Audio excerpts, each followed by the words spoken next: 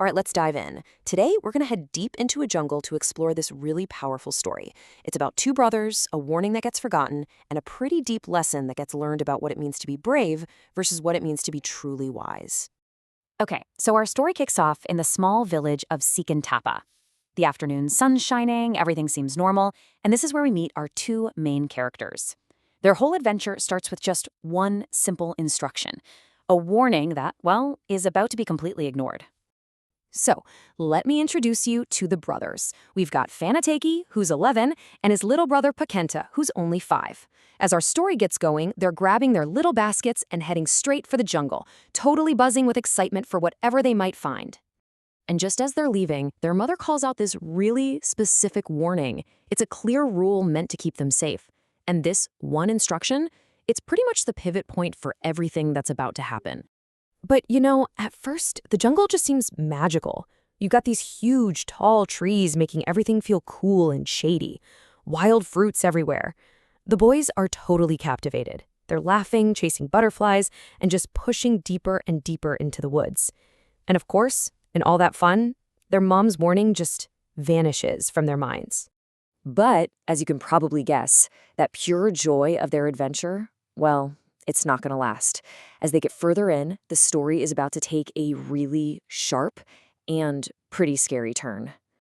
And then, bam, it happens. Finete just stops cold and looks around. And this chilling feeling washes over him. Every single tree looks exactly the same. The path they were on is gone. They are well and truly lost.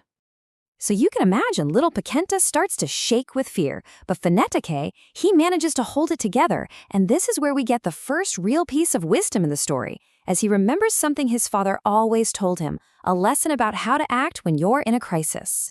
So, just as Fanate gets his head straight, remembering that advice to stay calm, the jungle decides to throw its first real test at them. It all starts with just a sound. You know the kind. A sharp, sudden rustle in the dry leaves right next to them. They're not alone. Something else is there. And then they see it. A big black snake, coiled up and just waiting right on their path. Little Placenta is understandably terrified and just lets out a scream. Now, what Fenatake does next is absolutely key. Without even thinking about it, he just steps forward, putting himself right between his little brother and that snake. A total gut reaction. So for a few heart-stopping seconds, nobody moves. And then the snake slowly unwinds and just disappears into the bushes. Okay, so the immediate threat is gone. But their main problem? It's far from over. They're still lost, and the sun is starting to get low. And that brings us to the next chapter of this whole ordeal. Just as the boys are getting exhausted and starting to lose hope, help arrives. But in a really mysterious and frankly unexpected way. So as the sun sets, you've got two things happening. In the dark jungle, the boys are completely wiped out. And back in the village, their mother's worry has turned into real fear. She tells their father, and he immediately grabs a lantern and runs into the forest to find his sons. And then, something really strange happens. Out of nowhere, a dog just appears. Its eyes aren't aggressive. They're calm and bright. It doesn't bark. It doesn't growl. It just starts walking and keeps looking back at them, almost like it's saying, "Come on, this way." So with literally nothing left to lose, Fanatake makes a call.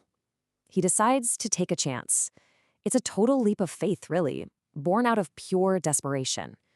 He grabs his brother's hand and starts following this silent, mysterious animal into the fading light.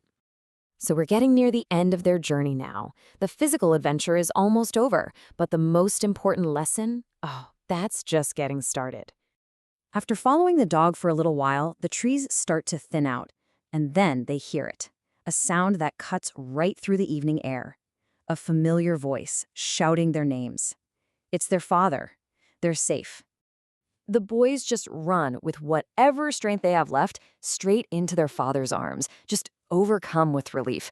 But when Fanate turns around to point out the dog that led them there, it's just gone. It vanished, just as quickly and quietly as it showed up. Back at home, after all the tears and hugs are done, their father sits them down. And he says something directly to Fanatake that is really the core lesson of this entire story. And this is such a brilliant point, right? The courage Finitake showed with the snake was reactive. It was dealing with a danger that was right there in front of him. But true wisdom, well, that's proactive. That would have been listening to his mother's warning and avoiding the danger in the first place. And Fanatake gets it. He nods silently. He understands that, yeah, he protected his brother, but he also understands that it was his own mistake that put them in that terrible spot to begin with. It was a really powerful distinction and a lesson that was going to stick with him for the rest of his life. But the story doesn't just tie up neatly with that lesson. It leaves us with this one big kind of magical question just hanging in the air. Who or what was that mysterious dog? That silent guide who showed up right when they needed it most? Was it just a stray that knew the pass? Or was it something more? A guardian spirit of the jungle, maybe? Or even a symbol of their own will to survive? The story never tells us. And maybe that's the point. The jungle just keeps its secrets, leaving us to wonder about the unseen forces that can guide us when we're lost.